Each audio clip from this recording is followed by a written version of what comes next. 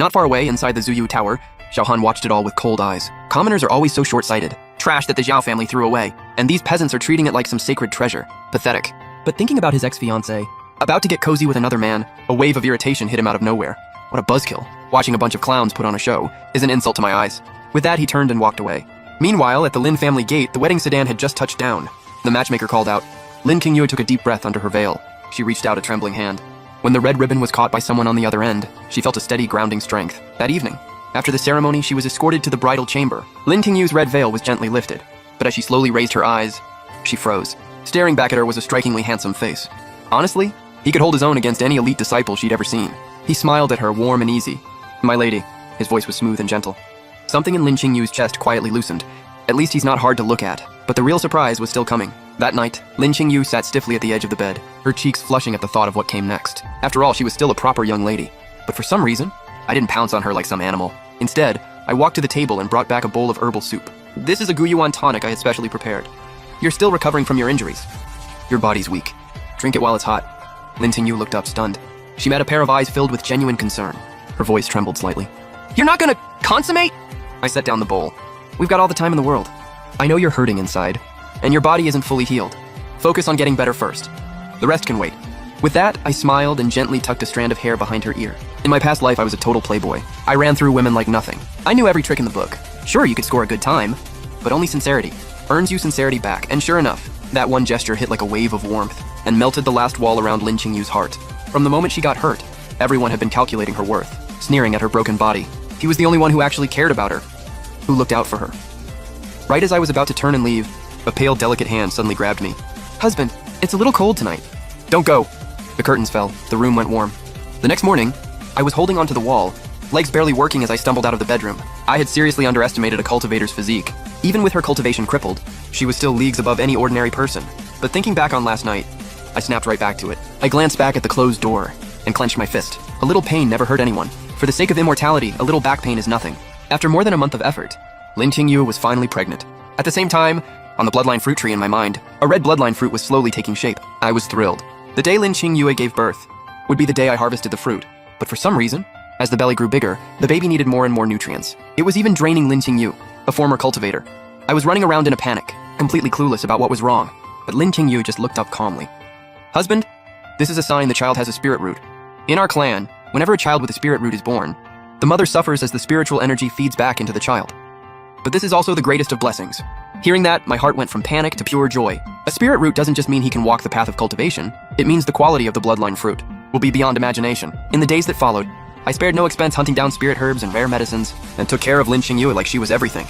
She watched me rushing around for her, eyes full of tenderness. Even though I was just a regular man now, she'd never felt more happy. Days passed.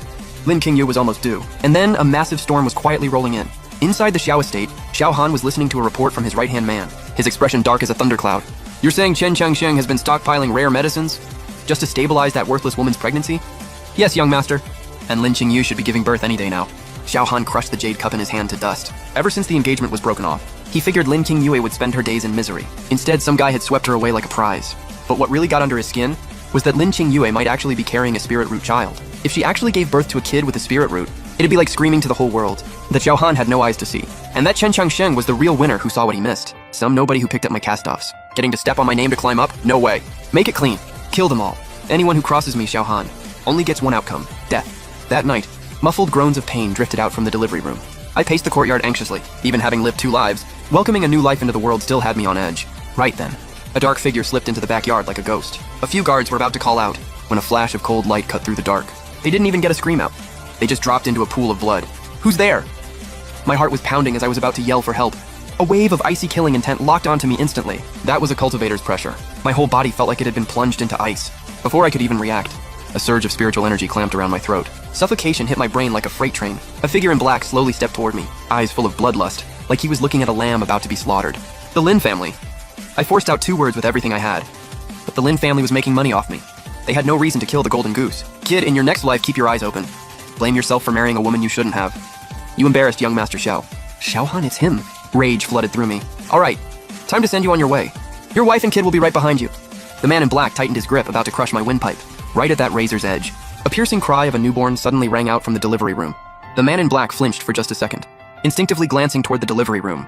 At that exact moment, deep in my mind, that red fruit that had been ripening for so long finally matured. I didn't hesitate, I devoured it. The next second, a massive torrent of energy exploded through every inch of my body. In an instant, some kind of shackle inside me shattered. That torrent blasted through my meridians, burning through old blockages and blowing them apart. Spiritual energy from heaven and earth came surging toward me, condensing into pure power at my core.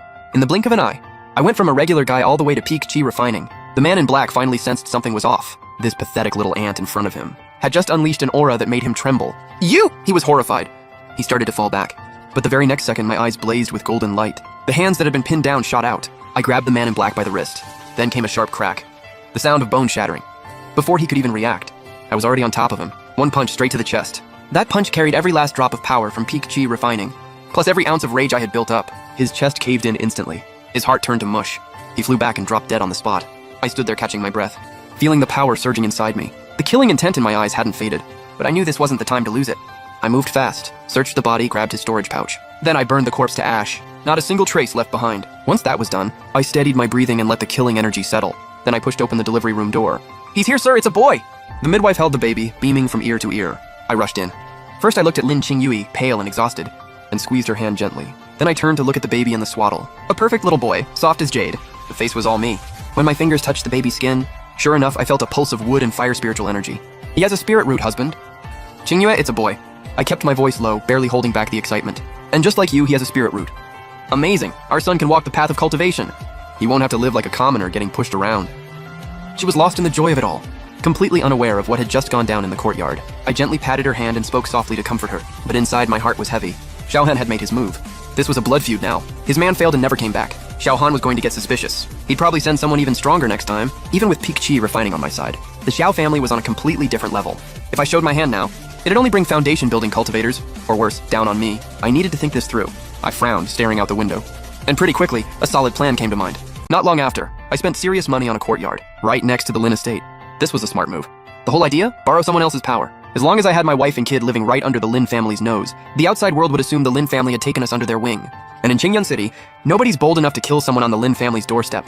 Sure enough, Xiaohan saw that his man never came back, then heard I had moved right next to the Lin estate overnight. His face turned to stone. He connected the dots the obvious way. The Lin family must have secretly stepped in and saved us, and cleaned up his people in the process. As for the assassination being exposed, he wasn't really worried. After all, the Zhao family had a nascent soul patriarch about to come out of seclusion. Without hard evidence, the Lin family wouldn't dare make a move on the Xiaos. For now, Xiaohan had no choice but to swallow his rage. He filed it away and told himself he'd get revenge when the time was right. I had bought myself some breathing room. Little did I know, I was walking straight into another trap. In the days that followed, I used the profits from the Chen family's gem business, and publicly said I wanted to get stronger physically, buying up martial arts techniques. In reality, I was quietly collecting cultivation manuals to level up. During that time, a piece of news blew up the cultivation world in Qingyun City. 300 miles outside the city, in the Black Wind Mountains, an ancient secret realm was about to appear. Word was the place was full of spirit herbs. It even supposedly contained foundation building pills that drove chi refiners absolutely crazy. Every lone cultivator and clan disciple in the city lost their minds. Everyone was grouping up and heading out, but I couldn't care less. Compared to that kind of blood-soaked grind, nothing beats staying home, holding your wife and having kids, building up strength the safe and steady way. At the same time, I knew I absolutely could not let my cultivation slip out. A regular guy suddenly showing up with power would bring a world of trouble. But I also couldn't keep hiding it forever. I needed a perfect cover story. So one day I quietly slipped into the deep mountains and came home half a month later battered and bruised. I told everyone I'd slipped off a cliff while out walking and barely made it back alive. After all that setup, I finally breathed easy. If my cultivation comes out later, it should be fine now. But thinking about Xiaohan's threat, my expression darkened again. That guy took a big L. He's not gonna let it go. The moment he figured out I wasn't actually backed by the Lin family, he'd come at me hard. I had to get stronger fast, otherwise I'd just be someone else's punching bag. So after resting for half a year, once Lin Qingyu had more or less recovered, I got back to the grind. And since I'd broken through to peak chi refining, my body had hit a whole new level. No more aching back. Honestly, I was handling it with ease. Lin Qingyue was often the one struggling to keep up. Right until one morning, she stared at my extremely energetic self with a weird look on her face. Like she wanted to say something, but held back. Husband. Those supplements might help in the moment, but they're bad for your body long term. You really should ease up. I laughed it off. I told her I'd just been training hard lately. Built up some natural strength. Not taking anything. But as time went on, my smile started to fade. After grinding for most of a year, Lin Qingyu's belly still hadn't moved.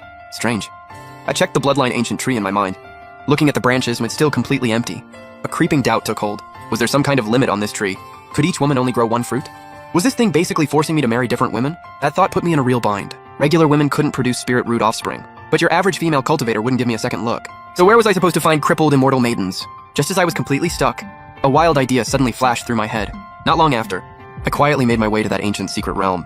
But I wasn't there to loot the place. I was there to pick up the scraps. See if I could find some heavily injured immortal maiden who'd stumbled out. But I was disappointed. I crouched in the bushes for a solid half-month. Everyone coming out of the realm was either a massive clan group or just a bunch of rough grizzled dudes. What made it even worse? Ambushers had already packed themselves outside the exit, waiting to rob whoever came through. I even watched with my own eyes, as a solo cultivator barely poked their head out and got shot down by a rain of arrows. Their storage pouch cleaned out on the spot. This cultivation world really is a dark forest. I shook my head, but I wasn't rattled. Most of those ambushers were mid-level chi refiners, not strong enough to force their way in, just picking up scraps. Zero threat to me. I staked out for another half-month. Still nothing.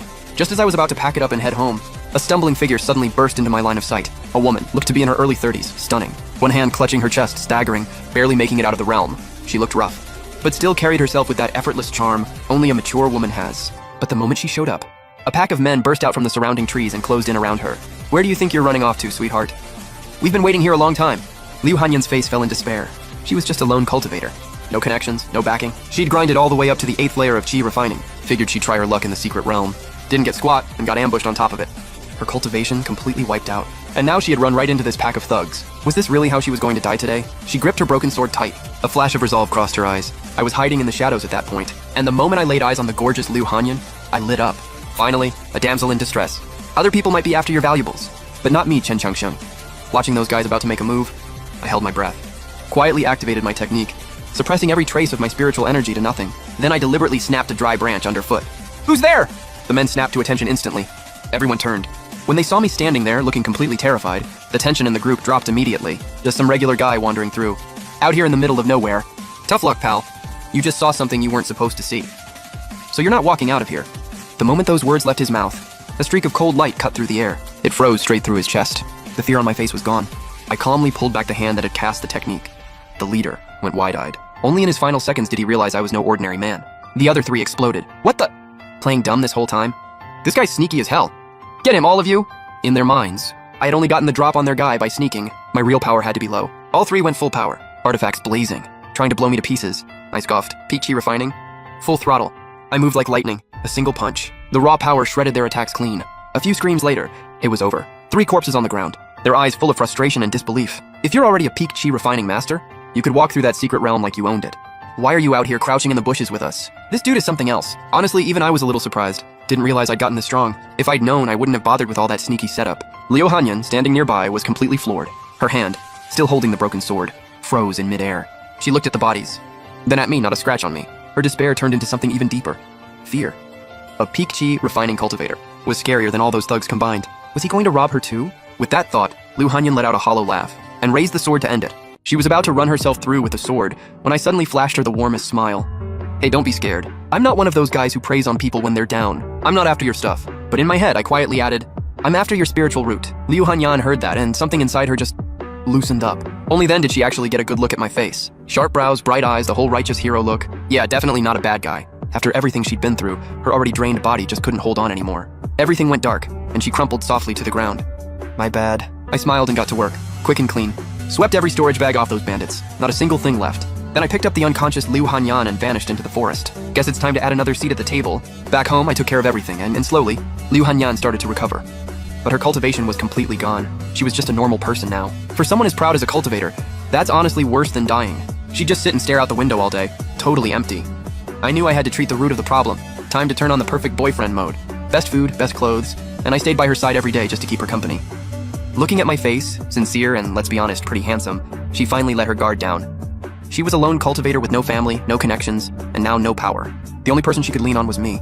Maybe it was because they'd both been through the ringer. Lin Qing Yue and Liu Hanyan quickly became like sisters. The back courtyard was surprisingly peaceful. After that, I shifted my focus to Liu Hanyan, and in less than a month, it happened.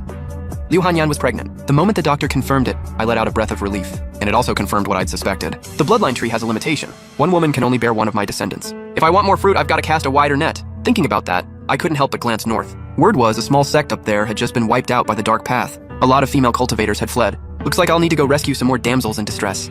I straightened my collar and smiled. Just like that, over a year went by. Now, the hottest topic among the citizens of Qingyun City wasn't some young genius breaking through to foundation stage. It was the ridiculously wealthy owner of the Quiquen Pavilion. Some people called me a living saint, said I was out here taking in desperate female cultivators with nowhere to go. Others just laughed and said I was obsessed with women, turned the whole estate into a harem. I honestly didn't care, just lying back in my rocking chair in the garden, enjoying the view. First wife Lin Qingyue was in the pavilion going over the account books. My eldest, Chen An, was chasing a big yellow dog through the flower beds. Second wife Liu Hanyan was cradling the baby, trying to get him to sleep. The little guy had a spiritual root too, and right beside me stood a cold, stunning woman with a very round belly. Her name was Luo Yuheng. A year ago, her sect was destroyed, and she fought through it all just to get her people out. But it shattered her meridians. She ended up on the slave market. Cultivators saw her as damaged goods. Wealthy civilians were too scared to get involved. Only I walked up with a smile and raised my paddle, bought her for 500 spirit stones, didn't treat her like a slave, gave her a proper name and status. Brought in the best doctors to heal her wounds and preserve the last bit of dignity she had as a cultivator. Now she's my devoted third wife. Then suddenly Luo Yuheng's brow furrowed. She pressed both hands over her very swollen belly. A flash of pain crossed her cool face. I shot up from the rocking chair instantly. Grabbed her. Luo Yuheng clenched her teeth and nodded. "Get the midwife, heat the water!" I hollered like I'd done it 100 times. The servant scrambled into action. At this point, delivering babies at the Chen estate had become more routine than running the business. Half an hour later, a sharp, clear cry cut through the silence of the back courtyard.